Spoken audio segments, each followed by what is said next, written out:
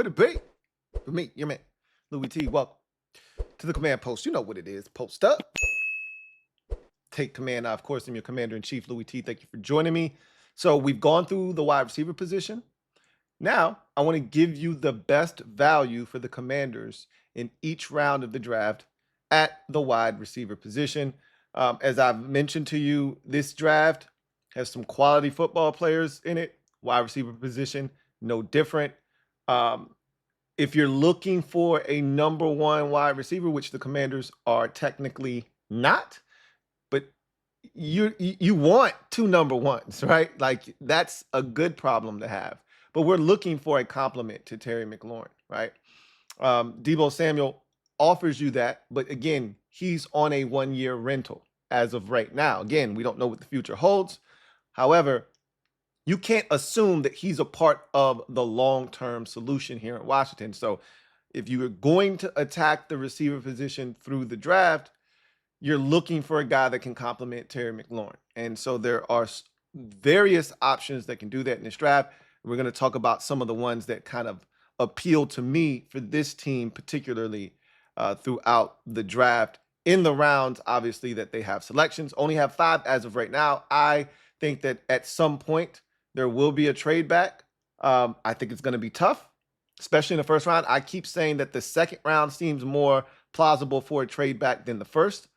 We'll see. But with that said, let's talk about the best value at the receiver position for the Commanders. You start in the first round, and I think they're going to be 1 or 2 options potentially available.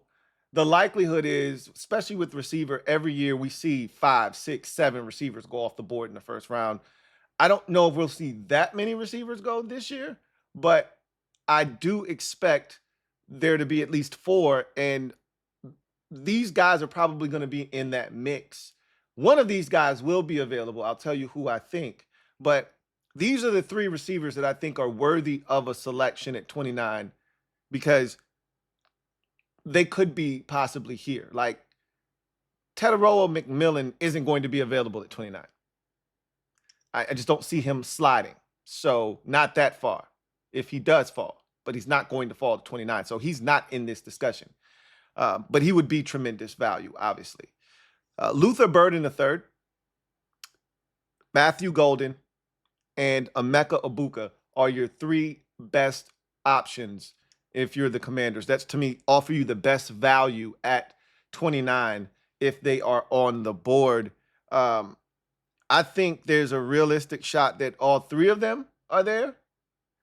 I wouldn't be shocked if 2 of the 3 were there, but the most likely outcome is that only 1 of them exists on the board at 29, and that guy probably is Emeka Egbuka, right?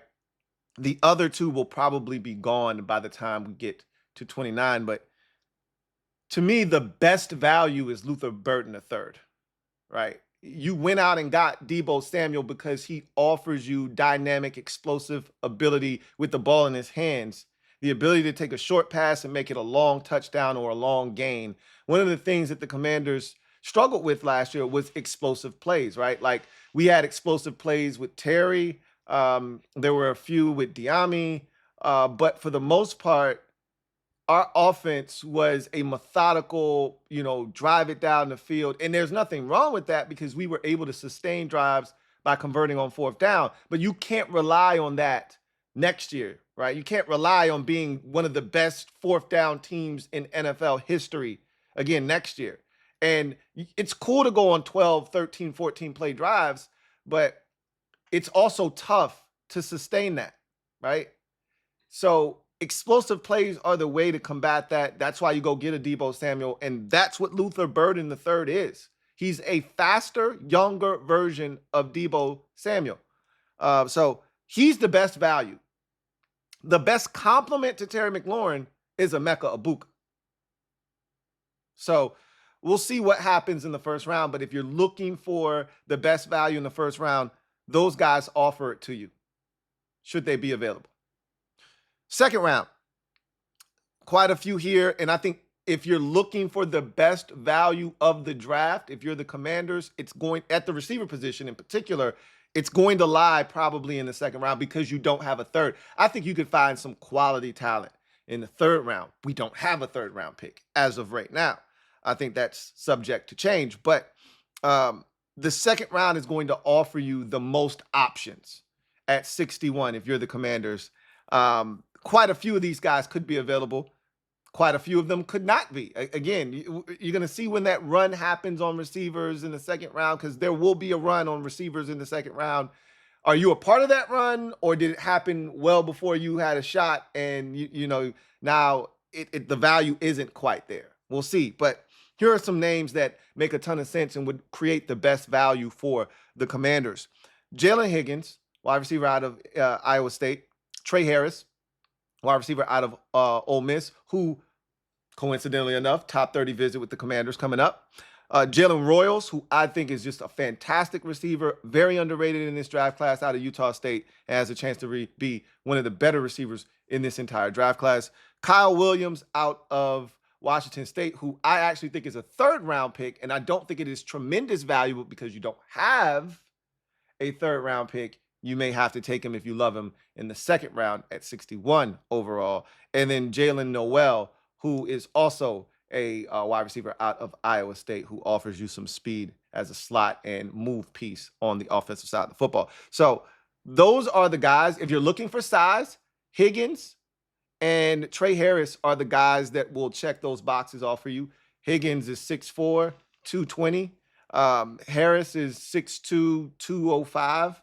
So those are the guys that offer you that size that you may be looking for that we kind of lack at the receiver position. Meanwhile, Royals, Williams, and Noel offer you big-time speed and guys that can run and make things happen with the ball in their hands. To me, the best value of that group is Jalen Royals, the wide receiver out of Utah State. If he's there at 61 and you're looking at receiver, that's a guy you have to strongly consider because of how dynamic he has a chance to be at the NFL level. In the fourth round, this is when it starts to get really interesting. So Savion Williams, TCU, gadget plus, right? Let's call him a joker, a guy that is in the same vein as a Deebo Samuel, but 6'5", right? 225 pounds, right? So a totally different frame, but offers you a lot of the same things that a Deebo Samuel offers you. Wants to be a receiver at the NFL level, can catch the football, but also has a ton of drops as well. So he's not as consistent there, but boy, can you do a lot with Savion Williams. He's interesting as you get to day number 3. Nick Nash is a guy that I absolutely love. One of my favorite wide receivers in this year's draft class, wide receiver out of San Jose State. Offers you size, plays the game hard. He screams Commander to me, right? A guy that just does everything the right way. Former quarterback, converted over to receiver. We've got one of those already on the roster, though, so I don't know if they want to go back down that road again. But he attacks the football.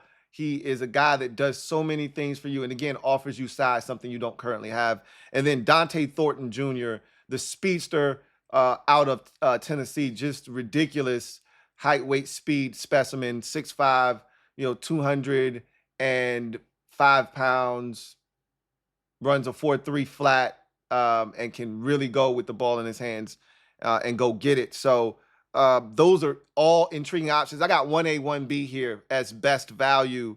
Dante Thornton Jr., again, if you're looking for speed, we truly don't have speed opposite of Terry McLaurin. I think they are interested in adding speed at the receiver position at some point.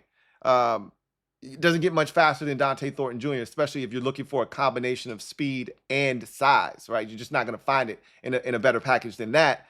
And then Nick Nash, I just love this guy. I just think he's got a chance to be really, really good. Another underrated prospect in this draft class. I think he's going to be a really good football player in this league. So those are my two guys that are the best value for the Commanders in the fourth round. You go to the sixth round, and now this is when I think you start looking for guys who may have underwhelmed during the draft process their stock has taken a tumble and you're looking to buy low, right?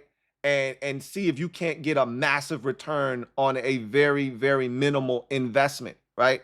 So Pat Bryant is a receiver that is out of Illinois, 6'2", 200 and let's say, 5-10 pounds, somewhere in that neighborhood, 214, somewhere in there. And he didn't run well, right? Didn't run well. I think he ran a 4.61 or something like that. And I'm pretty sure that let the air out of his, draft sails, so to speak. I don't know if teams expected him to run fast. I don't know if they expected him to run that slow, though. However, I could see that tanking his stock. He's a damn good football player, right? And again, if you're looking for some size, he offers you that. He can be that possession receiver. He can be that guy that can do the dirty work. And if you can get him in the 6th round, that's a steal. Okay. That's an absolute steal. Another guy who didn't impress during the combine, Tez Johnson out of Oregon, a guy that plays way faster than the 4.5 140 that he ran. Now, again, you're talking about a super undersized wide receiver, guy that's sub 160, right? I think he's 154 pounds or something like that. So that lack of top end speed that he didn't showcase at the combine is going to hurt him. But if you watch him, he looks like he runs 4.3 if you watch him at Oregon. And so maybe he plays faster than he timed. One of those guys that just maybe doesn't make sense. He doesn't time well, but he plays faster. But whatever the case may be, he also offers you return ability, kickoff and punt return ability. And that's something the Commanders are definitely in play for. So he would make some sense there. The size does bother me just a bit, but again, that's excellent value if you can get a guy like Tez Johnson in the 6th round. Elijah Badger and a couple of Florida Gators, Elijah Badger and Chimere DK are two guys also that I think would offer excellent value in the 6th round. The best value is Pat Bryant in the 6th round for me. And then in the 7th round, I think you're just looking for flat out speed at this point, right? You're just looking for guys that can run. And really, at this point, you would probably like guys that offer you some sort of additional value. So special teams, punt return ability, kickoff, something of that sort. So Arian Smith is a guy that they've shown interest in, brought him in for a top 30 visit out of Georgia, can also return punts. Jimmy Horn Jr. is a guy that is very intriguing to me out of Colorado. Played some really good football for the Buffaloes and is a guy that has some receiving experience, but also a dynamic return man, something the Commanders are also in the market for. And then Ty Felton, someone in the backyard from Maryland. It gives you a little bit of size at 6'2", undersized in terms of weight. I think he's sub 180 in that, or definitely sub 190, but I think he might even be sub 180. I think he's in that 178 range or something to that effect.